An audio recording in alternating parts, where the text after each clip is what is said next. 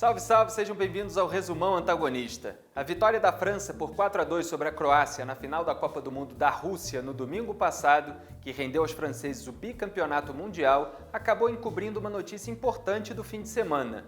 Lula pediu agilidade na liberação de recursos do BNDES para a JBS. Foi o que disse Victor Sandri, considerado o operador de Guido Mantega, em depoimento à Polícia Federal. Segundo Sandri, os pedidos eram levados para Mantega quando Mantega presidiu o BNDES de 2004 a 2006 e quando era ministro da Fazenda. Em reunião com Joesley Batista, de acordo com o operador, Lula afirmou categoricamente que seria o garoto propaganda da JBS e orientou expressamente Mantega para agilizar e acompanhar o projeto de internacionalização da empresa. O ex-presidente do PT, Rui Falcão, declarou nesta semana que você não pode governar ignorando que tem empresários, tem que ter políticas que os atendam. Os governos petistas, de fato, atenderam e enriqueceram empresários bilionários do naipe de Joesley, distribuindo a eles o dinheiro do povo brasileiro. Por isso, Lula precisa cada vez mais de seus advogados, mas um deles, o ex-presidente do STF, Sepúlveda Pertence, mandou entregar uma carta ao presidiário na sexta passada em que pedia para se afastar da sua defesa. Sepúlveda reclamou das trapalhadas do colega Cristiano Zanin e do manifesto do PT assinado pelo próprio Lula com ataques ao relator da Lava Jato no Supremo, Edson Fachin. Este ato da comédia judiciária lulista, no entanto, está chegando ao fim. Para tentar dar fim às divergências entre os advogados de Lula, o PT discute tese segundo a qual Sepúlveda atuaria somente nos tribunais superiores, enquanto Zanin ficaria com a primeira e a segunda instâncias. Na verdade, Sepúlveda foi autorizado a barganhar a prisão domiciliar de Lula, antes descartada por Zanin. Eugênio Aragão, ex-ministro de Dilma Rousseff, explicou que em prisão domiciliar, Lula teria condições de dar entrevista, condições de articular, de encontrar os amigos, ele teria mais liberdade do que estando lá naquele espaço. Traduzindo, de seu apartamento, Lula pode tentar eleger um poste e garantir seu indulto. A propósito, Sepúlveda sempre trabalhou grátis para Lula, mas o PT rendeu-lhe contratos milionários. Só na Caixa, graças à indicação do partido, ele recebe até hoje por um contrato R$500 mil, com bônus de 2 milhões, segundo a Veja. Não falta gratidão para continuar na defesa depois de fazer um docinho. Mas em matéria de teatro, Gleisi Hoffmann é insuperável. A presidente do PT mentiu descaradamente no Twitter.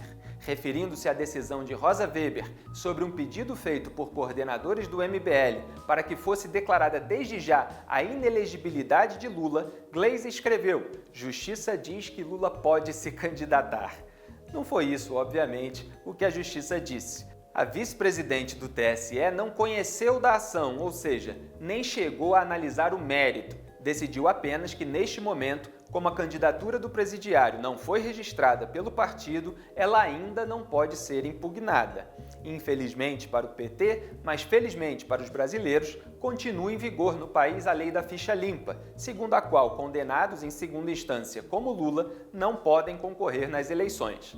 Se e quando a candidatura for registrada, aí sim o TSE deverá impugná-la. Até porque o risco de o STF rediscutir a prisão após condenação em segunda instância antes do primeiro turno e garantir a soltura de Lula foi descartado pelo próprio ministro Dias Toffoli, que assumirá a presidência do Supremo em setembro. Resta ao PT mentir, como sempre fez, especialmente em período eleitoral.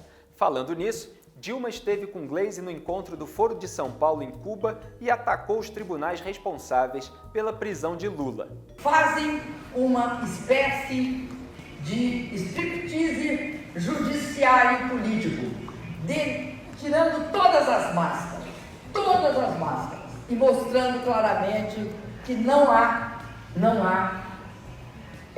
complacência com o presidente Lula. É complacência? Não há justiça com o presidente Lula. É isso que não há. Pois é, por um momento Dilma reclamou de não haver complacência com Lula, ou seja, de a justiça não ter sido condescendente, submissa, não ter aliviado a barra de um corrupto e lavador de dinheiro fazendo vista grossa a seus crimes. Só assim, sem querer, Dilma tem razão. Mas insegura quanto ao significado da palavra, Dilma, como sempre, corrigiu-se para pior, afirmando que justiça foi o que não houve no caso dele. Ou seja, em Cuba, onde vigora há mais de meio século uma ditadura comunista conhecida por prender opositores, Dilma tratou Lula como se fosse um preso político no Brasil, onde o chefão petista foi condenado em segunda instância e teve sua prisão autorizada pelo plenário do STF. Haja cinismo! Já Fernando Haddad apresentou os 5 pontos básicos do programa do PT.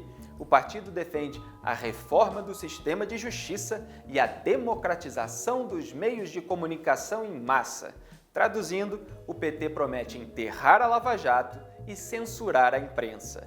Motivos? Não faltam. A Polícia Federal abriu novo inquérito para investigar suspeita de pagamento de propina a José Dirceu, relatado por Gelson Amada. O ex-presidente da Engevix disse que os serviços previstos em contratos não foram prestados, somaram R$900 mil e os pagamentos foram combinados com Milton Pascovitch, o operador da propina. Já a PGR disse ao STF haver indícios de que o senador Lindbergh Farias atuou em favor da empreiteira OAS na medida provisória 600, que foi proposta por Dilma, tramitou no Congresso e simplificou as licitações de obras em aeroportos. A suspeita é que Lindinho tenha recebido em troca cerca de R$700 mil da empreiteira via pagamentos de serviços de publicidade em Caixa 2.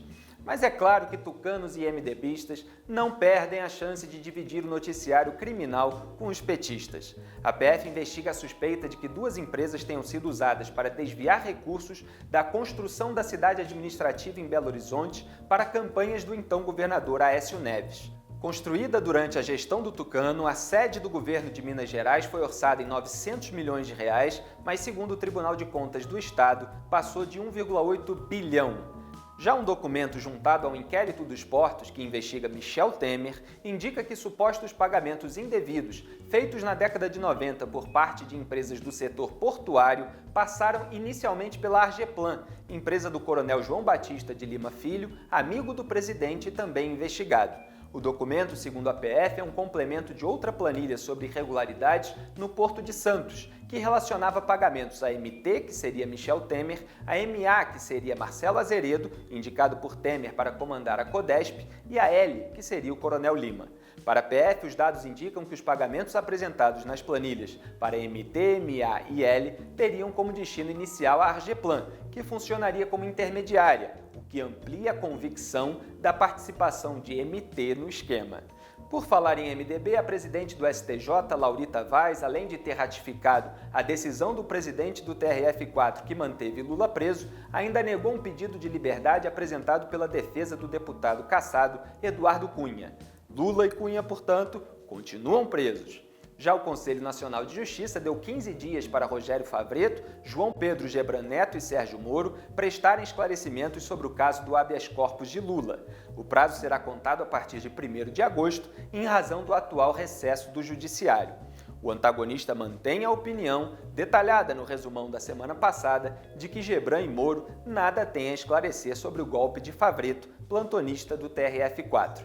Mas quem não gostou nadinha de ser investigado foi Ciro Gomes. Em sabatina da ABIMAC, o pré-candidato do PDT chamou de filho da puta o promotor de justiça responsável pela investigação por injúria racial contra o vereador Fernando Holliday do DEM de São Paulo, que Ciro havia chamado de capitãozinho do mato. O procurador agora um promotor aqui de São Paulo, resolveu me processar por injúria racial. E pronto, um filho da puta desse faz isso e pronto. Ele que cuide de gastar os restinhos das atribuições dele, porque se eu for presidente, essa mamata vai acabar. Porque ninguém pode viver autonomamente. A lei é superior a todos nós. E isso é muito concreto. Quer dizer, então eu tenho minha biografia, tenho minha honradez, e porque viro candidato, o camarada resolve me processar por injúria racial. E se ele me causa um prejuízo político, eleitoral, imagético e tal, quem me indeniza? Quando será essa indenização? Pode isso acontecer? Onde é que no lugar do mundo que isso pode acontecer? Impunemente. Então essa questão está posta. Detalhe, o promotor xingado por Ciro, na verdade, é uma mulher, a promotora Mariana Bernardes Andrade. Que fase! A advogada Janaína Pascoal, coautora do pedido de impeachment de Dilma, comentou que a fala de Ciro não assusta pelo xingamento. A fala assusta pelo aviso de que, se eleito presidente, se vingará. Uso de cargo público para questões pessoais? Triste. Ele que cuide de gastar os restinhos das atribuições dele, porque se eu for presidente, essa mamata vai acabar. Olha como ele é poderoso, gente. Bateu até a mãozinha na mesa, só falta bater o pezinho. A propósito, assim como o general da reserva Antônio Hamilton Mourão, Janaína Pascoal voltou a ser cotada para ser vice de Jair Bolsonaro depois que Magno Malta anunciou que concorrerá novamente ao Senado e o PRP não liberou o general Augusto Heleno para compor a chapa do pré-candidato do PSL. Janaína já até pediu desincompatibilização da USP por cautela, mas declarou que só decidirá no dia 30 se será candidata a algum cargo. O presidente do PSL de Bolsonaro, Gustavo Bebiano, disse ao antagonista que sem Magno Malta o casamento com o PR perdeu o sentido. Afirmou também que o PR forçou a mão nas exigências para uma aliança, mas que Bolsonaro não cede a pressões. Sobre a presença de Bolsonaro em debates eleitorais de rádio e TV, Bebiano disse que nada está decidido e que quem tem de debater com Ciro é um psiquiatra. Que tiro foi esse? Já Marina Silva declarou em Marinês que acredita numa união dos eleitores contra a influência dos partidos do chamado Centrão, ou seja, DEM, PP, PR, SD e PRB. Entrei nessa campanha literalmente para oferecer a outra face. Para a face da violência, nós entramos com a cultura de paz. Para a face da mentira, a verdade. E para a face do Centrão, apostar na população. Quem acabou fechando aliança com o Centrão, incluindo o PR de Valdemar Costa Neto, durante o recesso parlamentar, foi Geraldo Alckmin, agora mais do que nunca o candidato do establishment, que deu uma turbinada na campanha do Tucano com a garantia de mais tempo de TV em troca de uma série de exigências, claro. O DEM, por exemplo, quer que o PSDB desista da candidatura de Antônio Anastasia e passe a apoiar Rodrigo Pacheco para o governo de Minas Gerais, segundo a Cruzoé. Pois é, o Centrão custa caro.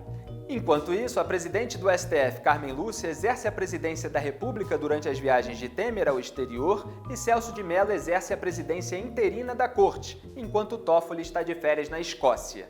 Mas em breve teremos a reta final das eleições e Toffoli na presidência do Supremo. Separe a pipoca, que emoção não vai faltar. Esse é o resumão antagonista com o melhor da semana para vocês, leitores. Um grande abraço e até a próxima.